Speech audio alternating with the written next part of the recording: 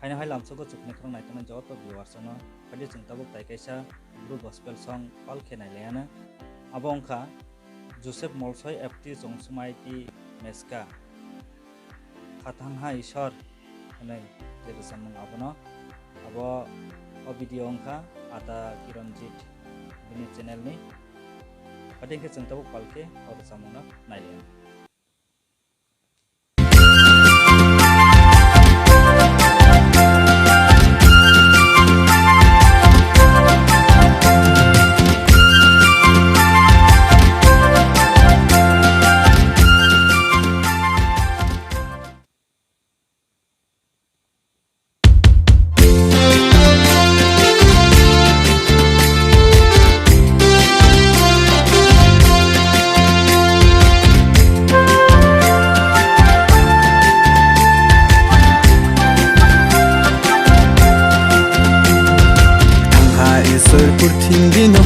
Asusoke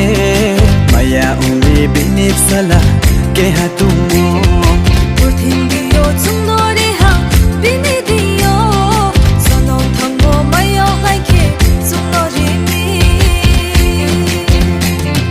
Suya iso tumbariyo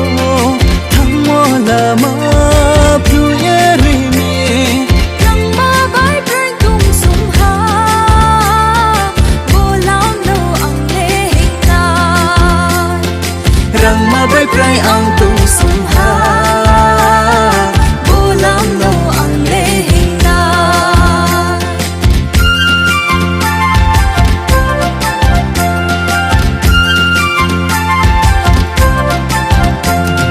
Kristo Jesu hingmo lam no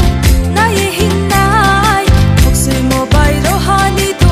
koslam serpo Pero siya pitindini tumuhole Siya isol maya umo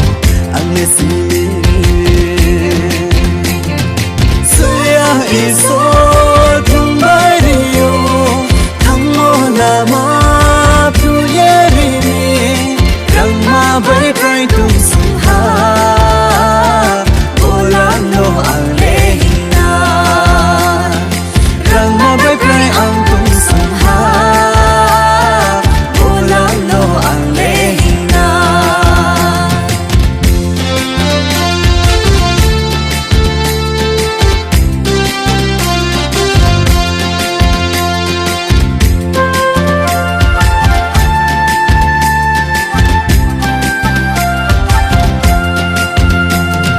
Putindini tungmu pabai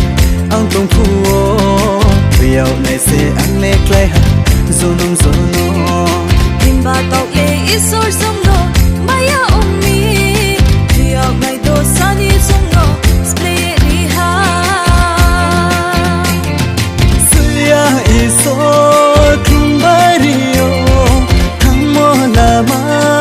pluyeri Rangma bai prang tung sung ha bolam no ang lehingan Rangma bai prai ang tung sungha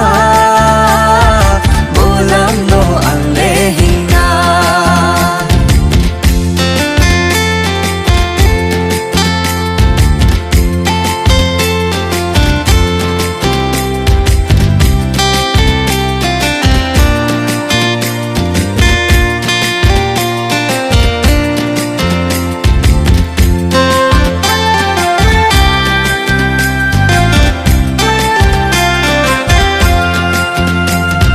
Kristo Jesu hingmo lana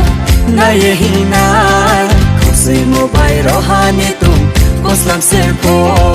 Pero siya purtinini tumawole Siyang isor maya umo ang esimi Siyang isor tumbariyo Tangmo lama pluyeri Rangma bai prai tung sungha Bolam no ang lehina Rangma bai prai ang tung sungha Bolam no ang lehina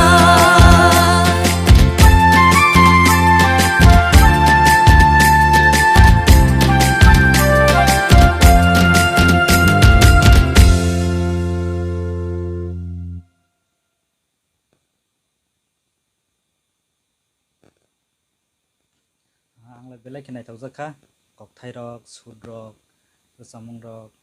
tem samung rok bo belai nai thok jaka angle norok bahai ang jaka comment khlai sadi tei bo mo hai video rok no norok reaction khlai na musung nai na musung comment khlai sakhodi haino hai malayana tei kubuni video asungno jotno hambai